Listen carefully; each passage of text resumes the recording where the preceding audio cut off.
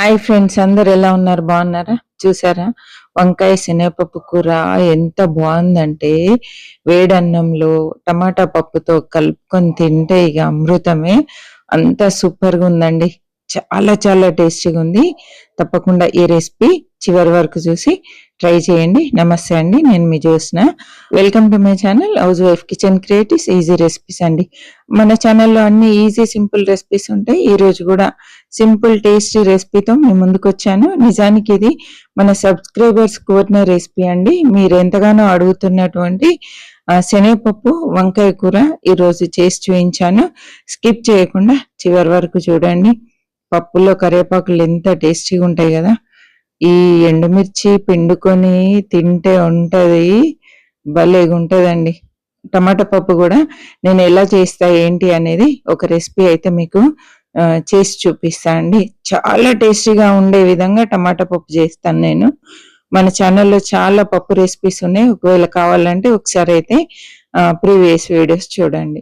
ఈ రెసిపీ కూడా అమోఘంగా ఉందండి, చాలా టేస్టీగా ఉంది. తప్పకుండా ఒకసారి అయితే ట్రై చేయండి. సింపుల్ మెథడ్ లో వంట రాని వాళ్ళు కూడా ఈజీగా చేసుకునే పద్ధతిలో చూపించాను. చూస్తున్న ప్రతి ఒక్కరు తప్పకుండా లైక్ చేయండి, కామెంట్ చేయడం మర్చిపోవద్దండి. నేనైతే 1/2 kg ఫ్రెష్ వంకాయలు తీసుకున్నాను.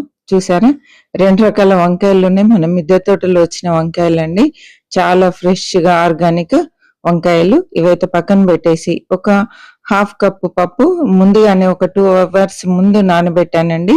ఇలా గోరితో చించితే ఇలా ముక్కలయ్యే విధంగా, ఈజీగా ముక్కలయ్యే విధంగా నానాలి పప్పు. అందుకే 2-3 గంటలు మంచిగా నానబెట్టుకోవాలండి. ఈ పప్పును పక్కన పెట్టేసి ఇప్పుడైతే ఒక బౌల్లో నీళ్ళు తీసుకున్నాను. ఇందులో కొంచెము ఉప్పు వేసుకోవాలి. ఉప్పు వేసేసి వంకాయలు కట్ చేసుకుందామండి. వంకాయలు ఏ విధంగా కట్ చేస్తున్నాను ఏంటి అనేది ఈ రోజు మీకు చూపించబోతున్నా. తొడుమ భాగం తీసుకొని ఈ తొడుమకు కూడా ఒక ఘాటు పెట్టుకున్నాం అనుకోండి, పర్ఫెక్ట్ గా తొడుమ ఉడుకుతుంది. అసలు వంకాయలో టేస్ట్ అంటే తొడుమనే అండి. తర్వాత ఇలా మధ్యలోకి కట్ చేసి ఒక్క భాగంలో 4 ముక్కలుగా చేయాలి. ముక్కలు మాత్రం చిన్న చిన్నగా చేయొద్దండి, కొంచెం పెద్ద సైజుగా ఉంటేనే బాగుంటుంది ఈ రెసిపీకి. ఇలాంటి పొడుగు వంకాయలే బాగుంటాయి. డార్క్ వంకాయ కలర్ అయినా ఇలా చారలు అయినా పొడుగు వంకాయలు తీసుకొని అన్ని ఇలా ఉప్పు నీళ్ళల్లో కట్ చేసి పెట్టేసుకోవాలండి. ఇవి పక్కన పెట్టేసి మనము ఒక కడాయి తీసుకుందాం. కడాయి తీసుకొని స్టవ్ ఆన్ చేసేసి ఇందులో ఒక 2 టేబుల్ స్పూన్ల ఆయిల్ వేస్తున్నా అండి. ఆయిల్ కూడా ఎక్కువ పట్టదు, 2 టేబుల్ స్పూన్లు అయితే సరిపోతుంది. నూనె తక్కువ తినడం ఆరోగ్య రీత్యా చాలా మంచిది. ఆయిల్ వేడైన తర్వాత ఒక 1/4 టీ స్పూన్ ఆవాలు జీలకర్ర వేసేసుకొని అవి కూడా చిట్పట్లాడిన తర్వాత ఒక పెద్ద సైజు ఉల్లిపాయ చాలా చిన్నగా సన్న ముక్కలుగా తరుక్కోవాలండి. తరిగి ఆయిల్లో వేసేసి మంచి కలర్ వచ్చే వరకు వేంపుకోవాలి. కలర్ స్టార్ట్ అయింది, చక్కగా ఇలా కలర్ స్టార్ట్ అయిన తర్వాత ఒక 2 పచ్చిమిరపకాయలు ముక్కలు కట్ చేసి వేసాను. కొంచెం కరివేపాకు ఎక్కువ ఉంటే బాగుంటుందండి. ఇదే టైంలో మెంతి కూడా వేసుకోవాలి. మీ దగ్గర ఏ మెంతాకు ఉంటే ఆ మెంతాకు వేసుకోండి. ఒకవేళ మెంతాకు లేకపోతే కసూరి మెంతి అయినా పర్లేదు, కసూరి మెంతి వేసుకొని ఇలా తాలింపు ఫ్రై చేసుకోవాలండి. ఇవన్నీ చక్కగా తాలింపులు లైట్ గా వేగితే సరిపోతుంది, మరీ డార్క్ అయ్యేంత వరకు అవసరం లేదండి. ఇలా వేగిన తర్వాత 1/2 టీ స్పూన్ అల్లం వెల్లుల్లి పేస్ట్ వేసి చక్కగా వేపుకోవాలి. ఒకవేళ మీకు అల్లం వెల్లుల్లి ఇష్టం లేకపోతే మాత్రం స్కిప్ చేయండి, ఇంగువ వేసుకోండి. ఇలా ఫ్రై అయిన తర్వాత ఇప్పుడు ఇందులో మనము కొంచెం పసుపు వేసుకోవాలండి. 1/2 టీ స్పూన్ వేసాను. అంతా ఒకసారి కలిపేసుకోవాలి. తాలింపు అస్సలు మాడొద్దు. చూసారు కదా ఎంత లైట్ గా తాలింపు వేగితే అంత టేస్టీగా ఉంటదండి ఈ కర్రీ. కాబట్టి లైట్ గా వేగిన తర్వాత ఇప్పుడు నీళ్లు తీసేసి శనగపప్పు వేసేసుకోవాలండి. శనగపప్పు ఒకసారి అంతా వేంపుకొని ఇప్పుడైతే స్టవ్ పూర్తిగా సిమ్ లోకి మార్చాలి. ఇప్పటి వరకు అయితే మీడియం టు హై ఫ్లేమ్ ఉంది. పూర్తిగా సిమ్ లో పెట్టి ఒక్క 2 నిమిషాలు మధ్య మధ్యలో కలుపుతూ శనగపప్పు ఇలా మగ్గించాలండి. ఆల్మోస్ట్ తాలింపులోనే శనగపప్పు అంతా ఉడికిపోతుంది.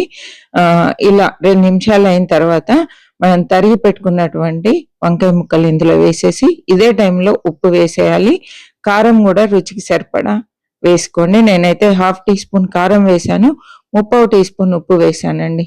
అంతా చక్కగా ఇలా కలిపేసి ఇప్పుడు సిమ్ లోనే ఉంచి మూత పెట్టి కరెక్ట్ 10 నిమిషాలు మధ్య మధ్యలో కలుపుతూ మగ్గించాలండి. హైలో పెట్టొద్దండి, పూర్తిగా సిమ్లోనే పెడితే ఇలా నీరు వచ్చేసి, మనం ఉప్పు ముందుగా వేసాం కాబట్టి నీరు వచ్చేస్తుందండి. నీరు వచ్చేసి చక్కగా వంకాయలన్నీ ఉడికిపోతాయి. సిమ్లోనే ఇలా మగ్గించుకోవాలండి. మగ్గిన తర్వాత మంచిగా ఫ్రెష్ కొత్తిమీర గుప్పెడు వేసేసి అంతా కలిపామనుకోండి, పర్ఫెక్ట్ కర్రీ రెడీ అయిపోతుంది. చూసారు కదా ఎంత సింపుల్ గా ఈ కర్రీ ప్రిపేర్ చేసామో. కాకపోతే హైలో మాత్రం ఫ్లేమ్ పెట్టొద్దండి, పప్పు ఉడకదు.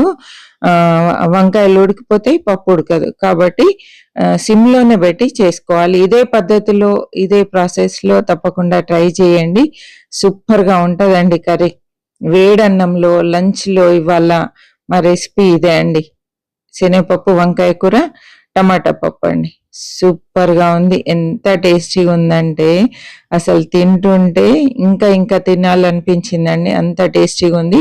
అన్నం వేడిగానే ఉంది, కూర వేడిగానే ఉంది, పప్పు వేడిగానే ఉంది.